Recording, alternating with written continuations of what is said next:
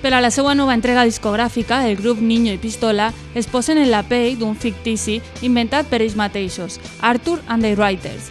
Sota aquest sobrenom s'amaga la mateixa banda de sempre, però amb imatge i posada en escena renovada, tot un homenatge als noms falsos de la història de la música.